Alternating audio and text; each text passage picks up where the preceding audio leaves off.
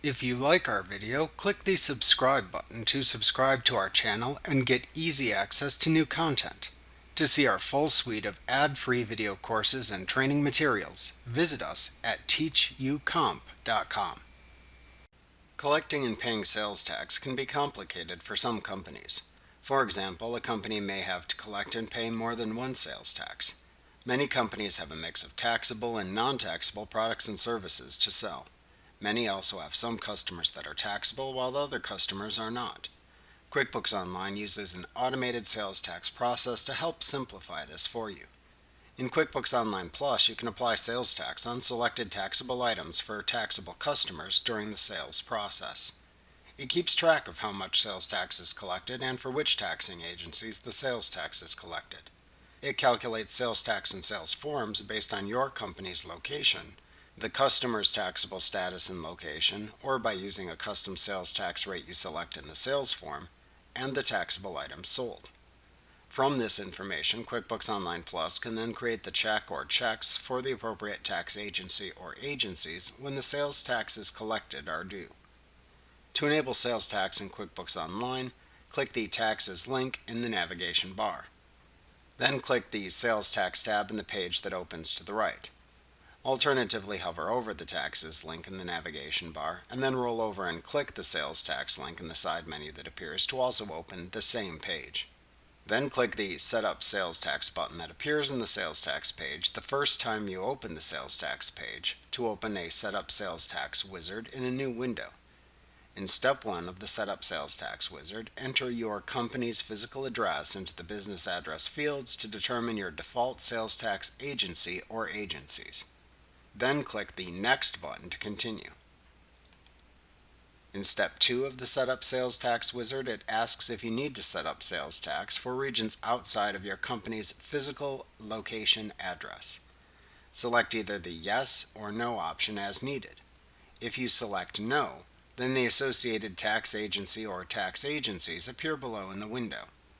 If you select Yes, then the initially selected tax agency or agencies appear at the bottom of the window, along with a Select an Agency drop-down.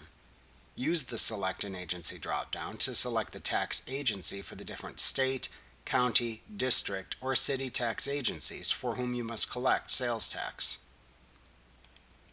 As you select each one, they are added to the tax agencies list.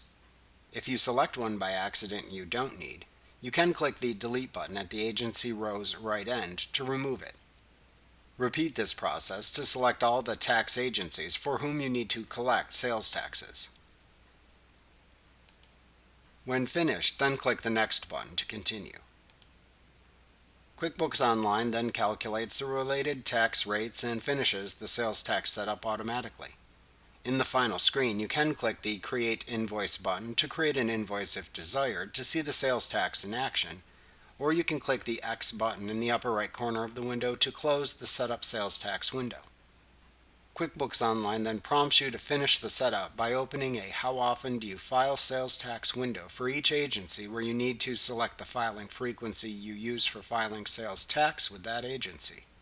Select your choice from the Filing Frequency drop-down, and then click the Next button if needed to move to the next agency and repeat the process.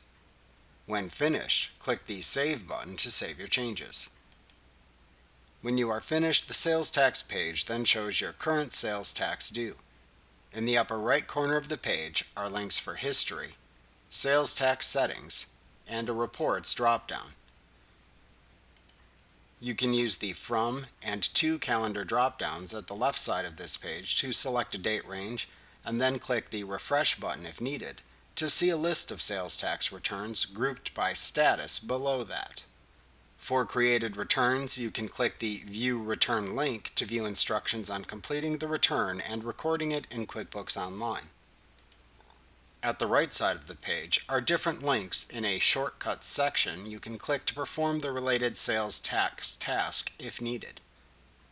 We'll examine using these links to finish setting up your company's sales tax agencies and any custom sales tax rates, mark customers' products and services as taxable or non-taxable, and finish the rest of the sales tax setup in the next lessons in this chapter.